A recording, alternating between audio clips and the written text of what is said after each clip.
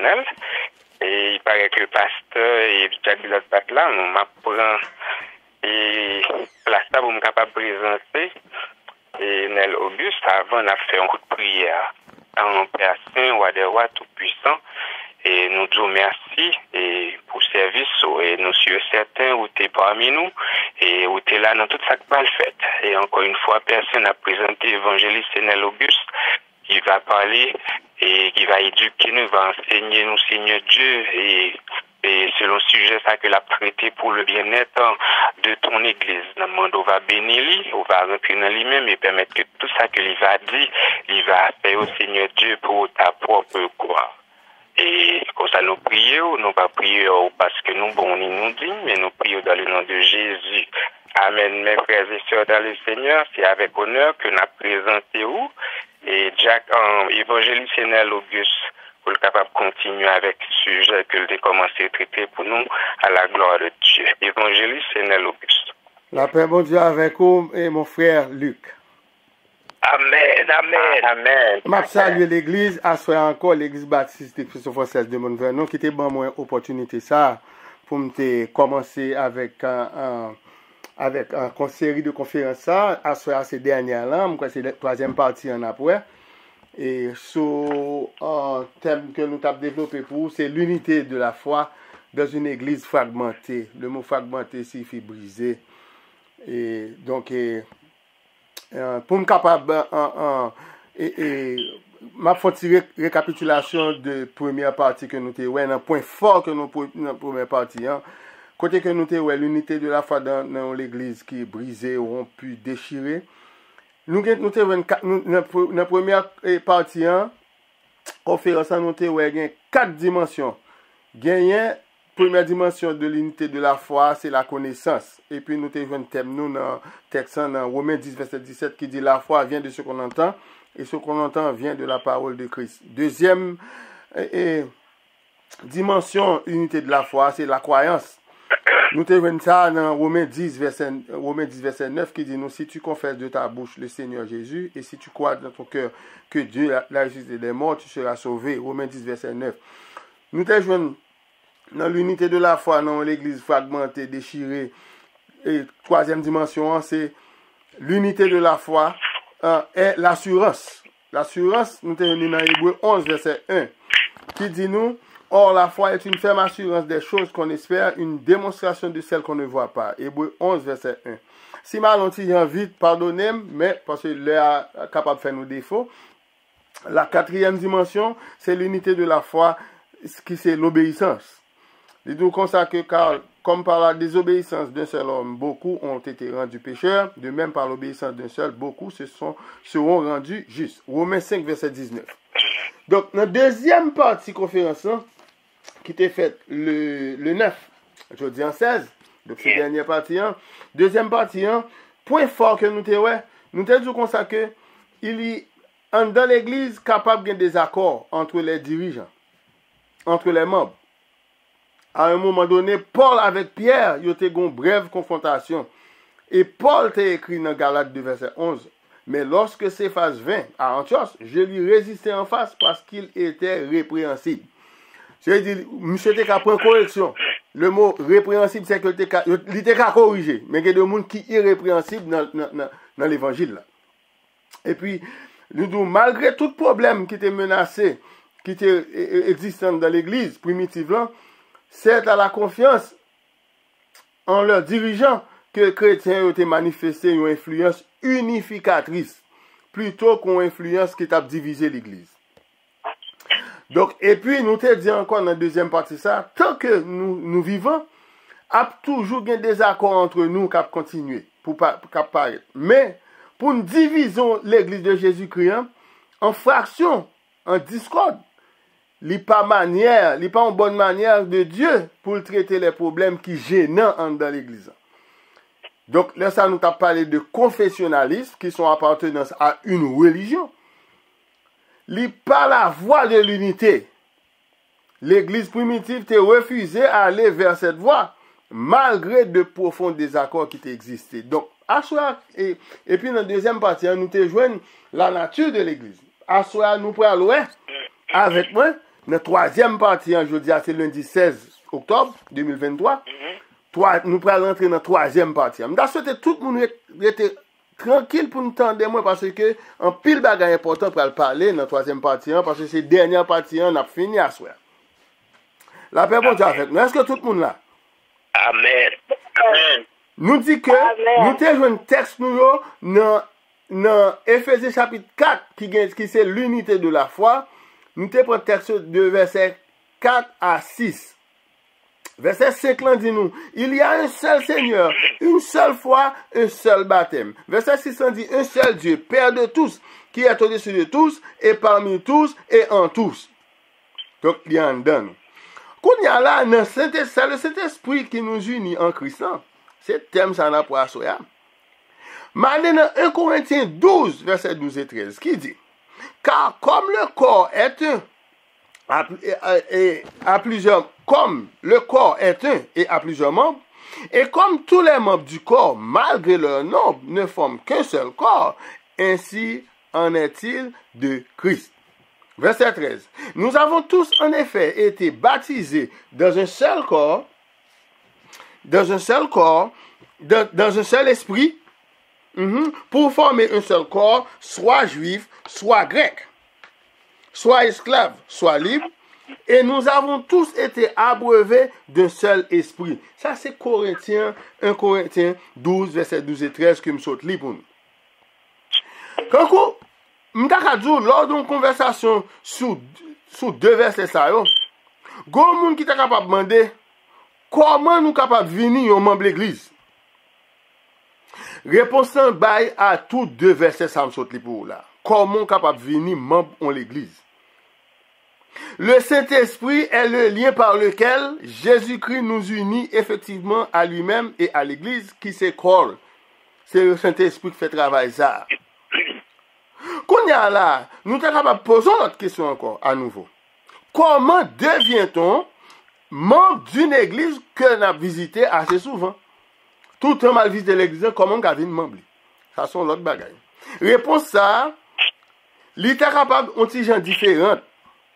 Parce que l'alliance adhésion par laquelle nouveaux membres nous recevrons dans l'église, c'est une façon que mon veut indiquer que choisi pour l'identifier à expression particulière que nous dit, comme tous les membres du corps, malgré leur nombre, ne forment qu'un seul corps, ainsi en est-il de Christ. Mon tapé devine visiter tout le temps, depuis le faire ça, le membre de l'église, il fait partie du corps de Christ.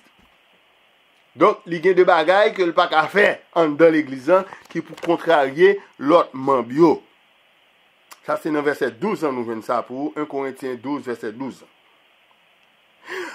C'est peut-être parce que nous embrassons un engagement envers la vérité qui fait nous venir membres en l'église.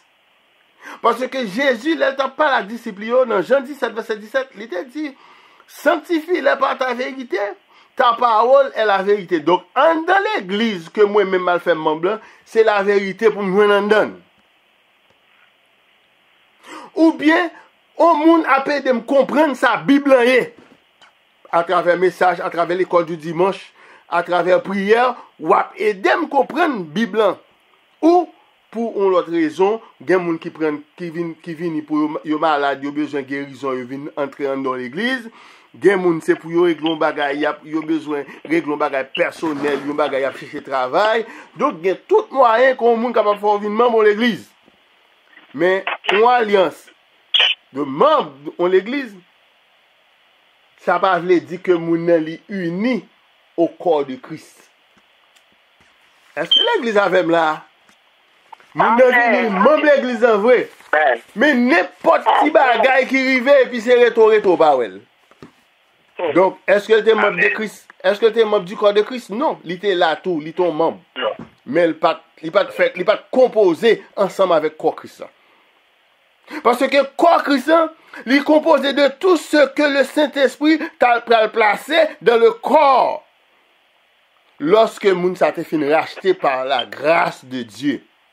Ainsi, Christ est le chef de son corps, qui c'est l'Église. Selon ça nous lit dans Éphésiens 1, verset 22-23. Tendez ça, verset 22 a dit, mes bien-aimés. Il, Jésus-Christ de Nazareth, a tout mis sous ses pieds.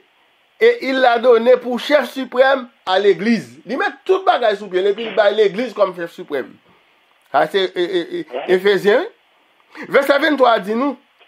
Qui est son corps, la plénitude de celui qui remplit tout en tous. Donc depuis moi dans l'église, c'est pour me sentir rempli tout le temps par le Saint-Esprit. La paix bon Dieu avec vous.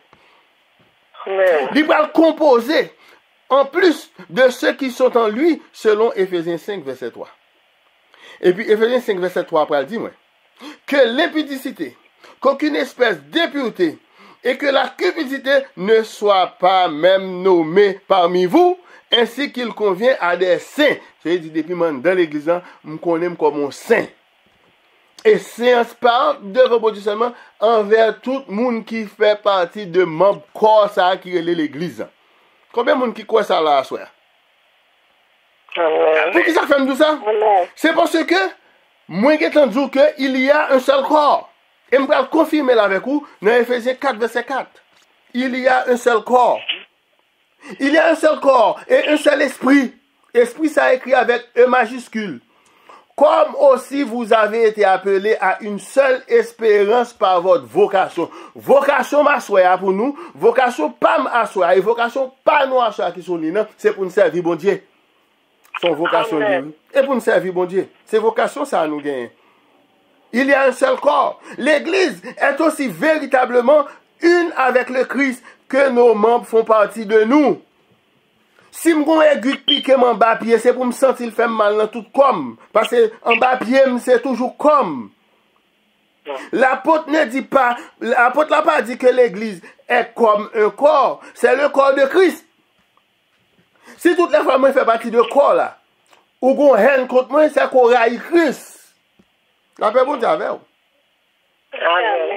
Les branches indépendantes ne sont rien en dehors de Christ, qui c'est la base même et la source de leur vie. Dieu le Père, lui prend l'approprier le nom de vigneron, mes bien-aimés, vigneron qui recouvre le cep et le sarment. Ça nous lit dans Jean 15, verset 1 à 5. C'est pas pareil qui dit que Jésus c'est le vigneron. Dans Jean 15, verset 1 à 5. Et puis dans verset 5 là, Jésus dit, sans moi, vous ne pouvez rien faire. Après, bon Dieu avec vous. Amen. À ne pas comprendre le Saint-Esprit est l'esprit d'unité dans le corps de Christ. Il va l'expliquer en grande partie la différence entre l'église primitive, mes amis. L'église primitive, t'es dans le combat tout. Il était des assauts vigoureux contre le monde. Et nous avons regardé un spectacle qui déprimait l'église actuellement. Trop souvent, avec notre honteuse division. L'église divisée trop. C'est tout côté au passé, oui. Tout côté au passé. Voilà autant de divisions. Voilà autant de santé là, parler encore. Voilà, on va pas de côté frère intel quitté. Bon, l'aime tout ça, enfin. Moun y a marché.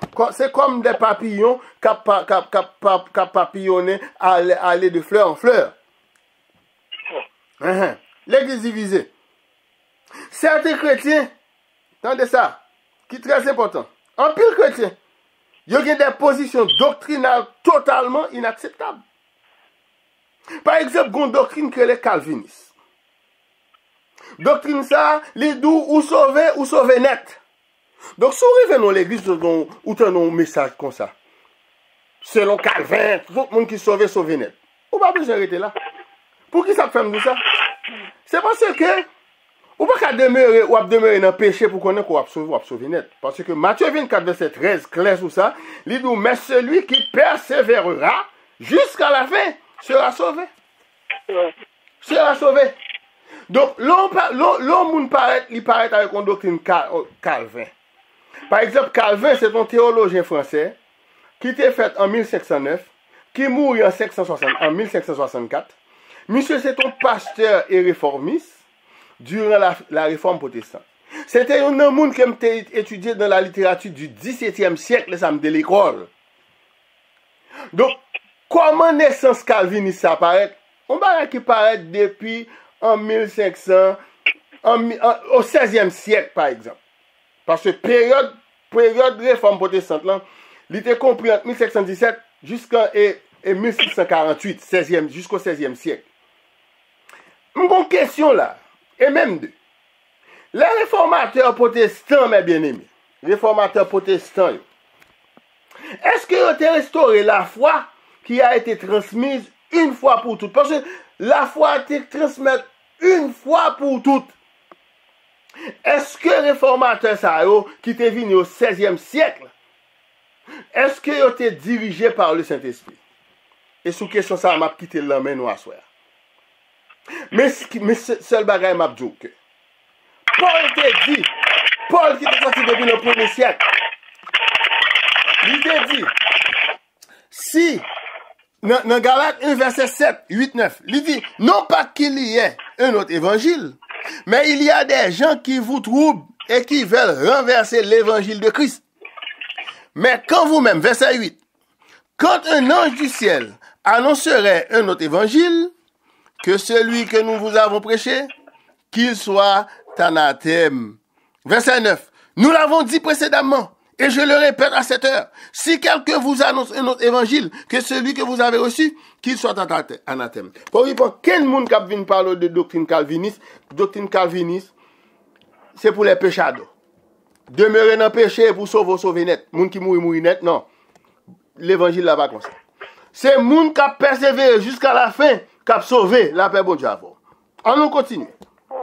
Mais si, malgré ignorance qui dans le monde calviniste, ils ont en Christ, oui, on considère comme des frères avec sœurs.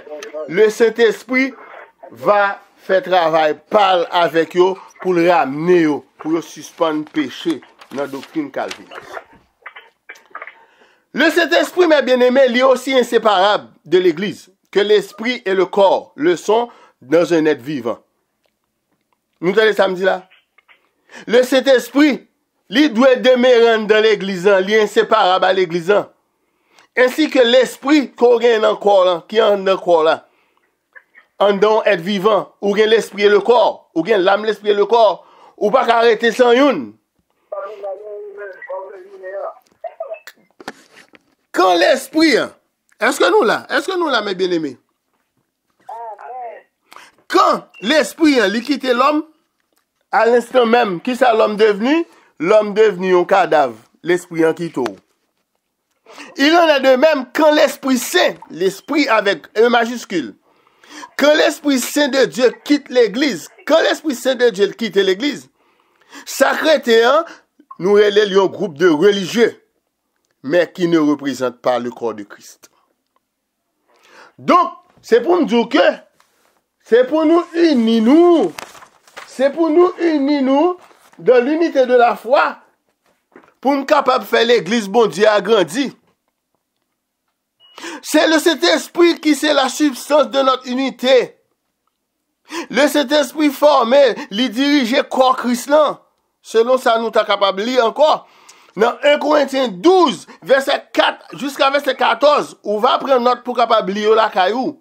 Sur les dons spirituels, c'est le Saint-Esprit qui a aidé avec dons ça au gain.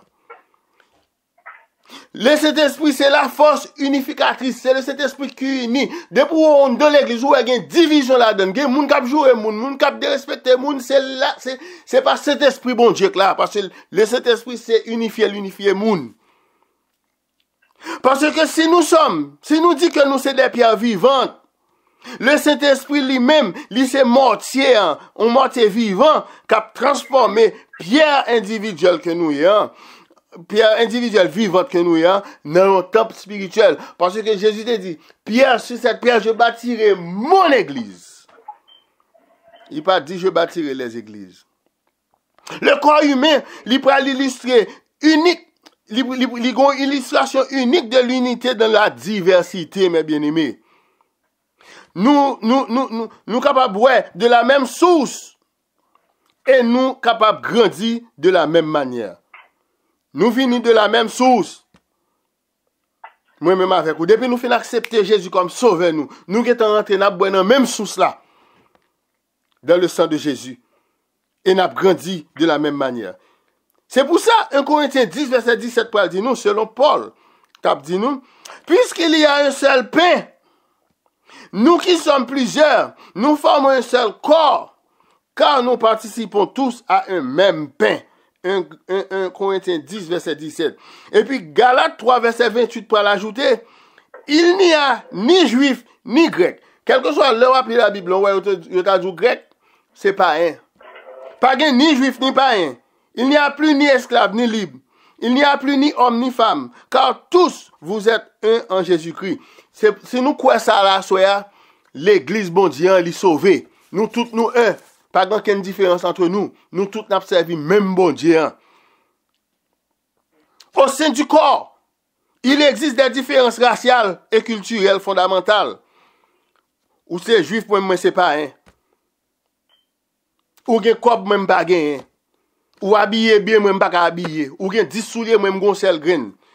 Différence raciale, culturelle, ça c'est pour le finir en dans l'église, bon Dieu. Différence sociale, il pas doit exister. Gon différence sociale stricte selon la coutume et la loi. Ou libre, même c'est esclave. Il pas doit exister dans l'église. Cependant, unité nous en Christ, l'a emporté sur les autres différences. Lorsque nous, qui avons été séparés, n'avons venu membres à part entière du corps de Christ. Nous pas capables en communion avec Christ sans que nous pas en communion avec le peuple qui est bon côté nous. Aussi sûrement que nous sommes un avec Dieu en Jésus-Christ. Nous sommes aussi un avec les autres en Christ. Et seul en Christ nous sommes capables de unité ça avec l'autre monde. C'est le secret de l'unité de l'Église. C'est l'indice même de la nature de la communion que nous trouvons en Jésus-Christ. Selon ça, nous sommes capables pour dans 1 Jean 1, verset 3. Qu'est-ce que ça dit? Ce que nous avons vu et entendu, nous vous l'annonçons. À vous aussi, afin que vous aussi vous soyez en communion avec nous. Or, notre communion est avec le Père et avec son Fils Jésus-Christ. Mais ça, bon Dieu, c'est pour nous, mes bien-aimés, dans le Seigneur. Pendant que m'a conclu pour vous là, mes bien-aimés, m'a conclu pour vous là. L'essence de l'unité de l'Église libre résider dans notre être en Jésus-Christ, le Fils du Dieu vivant, qui c'est un avec le Dieu Père. C'est le thème même de la prière sacerdotale que Jésus t'a fait lorsqu'il t'a dirigé vers la croix. Selon ça, il t'a dit nous, dans Jean 17, verset 20 à 23. Verset 20. Ce n'est pas pour eux seulement que je prie, mais encore pour ceux qui croiront en moi par leur parole. Verset 21. Afin que tous soient un comme toi. Père, tu es en moi, et comme je suis en toi, afin qu'eux aussi soient un en nous, pour que le monde croie que tu m'as envoyé. Verset 22. Je leur ai donné la gloire que tu m'as donnée, afin qu'ils soient un comme nous sommes un. Moi en eux, et toi en moi, afin qu'ils soient parfaitement un, et que le monde connaisse que tu m'as envoyé, et que tu les as aimés comme tu m'as aimé. Qui t'aime dire, avec verset ça, Jésus, parce que dans la Bible en rouge, c'est que c'est Jésus qui t'a parlé. Sous dans l'église, où est pas l'unité de la foi la donne, mon cher, m'ba quoi besoin perdre du temps. Depuis son l'église qui divise, retire quoi. Parce que gon bagay m'bral djou assoya. Comme dans 2 Corinthiens 13, verset 5. Il dit, examinez-vous vous-même pour savoir si vous êtes dans la foi. C'est Paul qui dit Corinthiens ou ça. Dans le deuxième épître aux Corinthiens. 2 Corinthiens 13, verset 5. Examinez-vous vous-même pour savoir si vous êtes dans la foi. Moi-même en tant qu'évangéliste, assoya m'abdou. Examinez-vous vous-même pour savoir si vous êtes dans l'unité de la foi, dans une église fragmentée, brisée et divisée. Que bon Dieu bénisse, c'était ça mon frère, évangéliste Irnel Auguste. Si nous avons quelques questions, moins disposés, nous mettre poser. Amen. Nous disons Dieu merci et merci avec évangéliste Irnel Auguste qui était très clair dans le sujet ça après-midi. Et il a fait place avec quelques bien-aimés qui si toutes les fois tu as une question, et l'évangéliste est disponible pour le capable de répondre pour vous à la gloire de Dieu. Amen, amen. Amen. Amen. Bon Dieu béni, nous. Amen. Amen. Moi, je dis, merci. Moi, c'est Sœur Jeannette.